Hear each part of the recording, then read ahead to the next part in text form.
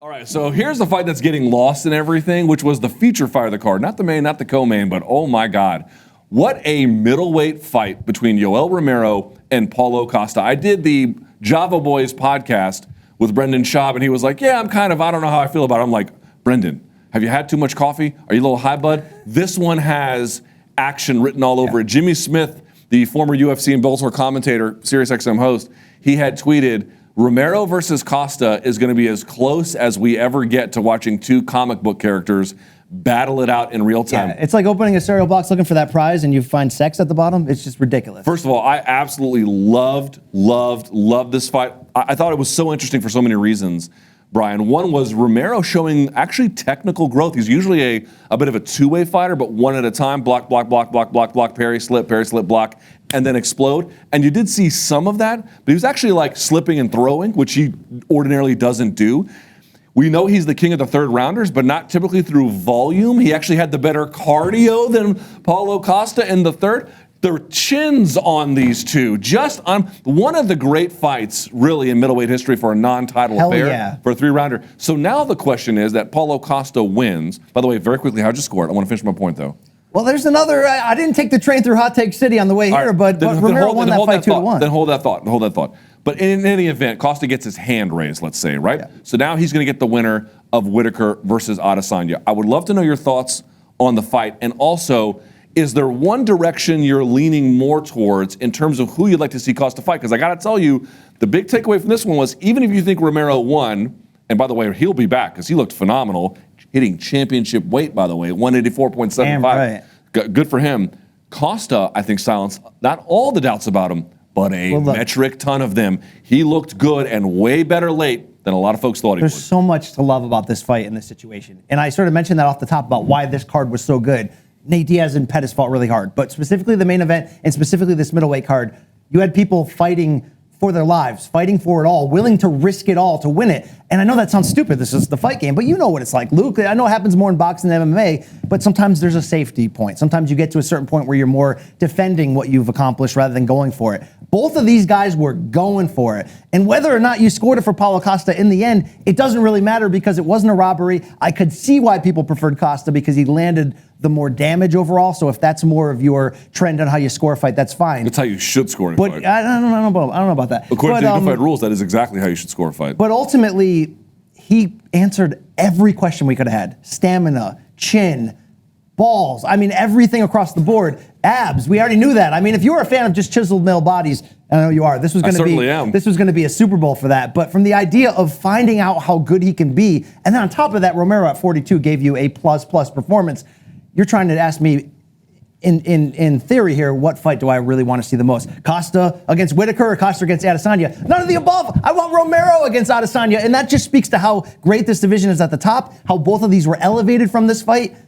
I'm not really sure I've ever seen Yoel Romero lose. The first Whitaker fight was the closest in terms of his UFC run, but all three of those fights against the elites, he was right there, and I think he fought better in this fight in terms of strategy, and you sort of nailed it off the top, than even the two Whitaker fights.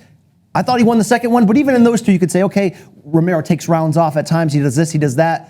He didn't do anything but go out there and give you a great performance. There's an argument that even with the losses that he's had, Whitaker, this one, and I'm forgetting some other ones that he might have had, you can make a case that he's the best middleweight in the world. You can actually do that. Now, he won't have the belts to justify it. He won't have just a clean green lighting on the side of the Wikipedia page. There'll be some pink in there. But that isn't necessarily a fair reflection of his ability. In fact, I think coming out of this, if he wants to go to 205, he can. But making the weight that he did, now maybe when he travels too far, like Perth, Australia, he can't make the weight. But if they can find a way to get him in a space where he can reliably make that weight, dude, at 42, he's as viable a contender at middleweight as he's ever been. He should absolutely be the guy that they fly in whenever Costa fights the winner of Whitaker and Adesanya to be the guy on standby. I don't think anyone in the world would be opposed to that if he ends up getting that slot through some kind of injury or change. So you wouldn't say it's time for Romero to transition into being more of a older celebrity fighter? Let's match him up with other big names in any division. Let's just make fun fights. This is, again, he's got some fatal flaws too, but to go out and, look, the beauty of that fight was I think both guys left a piece of themselves in there a little bit, which is not great, but Costa at 25 can afford to do that, and I guess the ageless wonder in Romero, I suppose he can do it as well. My only point is, did you come out of that fight thinking, oh, I don't know what's next for him at middleweight? You're like, dude, he can beat, on the right night, Yoel Romero can beat anybody at middleweight. It just wasn't necessarily Well, the reason that why night I for asked him. that question about the celebrity fighter thing is because he's 42 and in theory has a short window left. Who knows? He could be one of these Randy Couture freaks who keeps going. But the point is, I don't want to see him be forced to have to go back to the middle of the top 10 and win a couple to get back in line.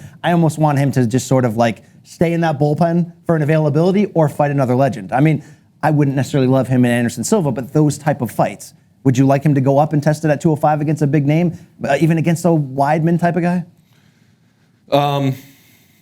I guess I want the best matchups for him and the most competitive ones because I don't think that the transition to I'm doing something other than making a clear and unequivocal path to the title is something he needs to do yet. So there's different stages to the career. One is I'm all in, direct path through the thicket to the title. One is I don't care at all, and there's a lot of shades in between. He can still be pretty close to that. I'm doing nothing else but that. Now, to answer the original question, Costa, who should he fight? Well, I mean, we have to see who wins. I'll tell you which one I'm more interested in, just the Adesanya one, because they're still, one of the interesting parts about Romero that people are not going to appreciate is his ability to withstand the punishment of Costa in this one. I don't know if Whitaker can. I don't know if Adesanya can. And the bad beef between Adesanya, so he's the much more clever striker at range, but then you have this beast of a sort of boxer. He also is a bit of a kickboxer too, but more of a boxer in Costa. To me, that's a much more interesting fight than Robert Whitaker, who's like, oh, shucks. It doesn't work quite as well for me, but in either case, you're going to get a pretty great fight. Here's the point. Do I think Yoel Romero can beat all three on the right night? You bet your ass I do. 100%. And I'm not sure, though, even though Paulo Costa just made giant steps, I mean, that was a strong, everything you'd want out of performance. Do you kind of echo me? I still feel like I need to see, from a technical standpoint, can he outpoint those two guys that are going to be fighting? He just uses a lot of brute force, and that's typically been enough. The question is going to be what happens when it's not enough, because Romero, to an extent, obliged that. So what happens when he gets someone who doesn't oblige it? Does he have a second or third gear to get to? I don't know. But does he have a chin? Yes. Whatever the USADA issues were, did you notice any drop-off in his physique? I noticed no change whatsoever. Firepower was still not as much there, but still there late. He's got a chin himself. There was a lot to like for that performance. So still has, but by the way, and at 25, still has time to get better, or 28, whatever he is. I know you don't go on social media once, and certainly not to peep things, but do you see John Jones constantly talking about Adesanya and saying, I'll fight him in Africa, I'll fight him here, I'll fight him there? I catch things here or there. I don't need anything to do with that. That just seems to ruin things. I want John to move up. I want Adesanya to prove himself at middleweight, win the title first. Why are we doing this? He's waiting for Adesanya to be old enough where the move to 205 is kind of forced upon him, and then they want to see what happens there. But that could be years away at this point, so it's not really there at the moment.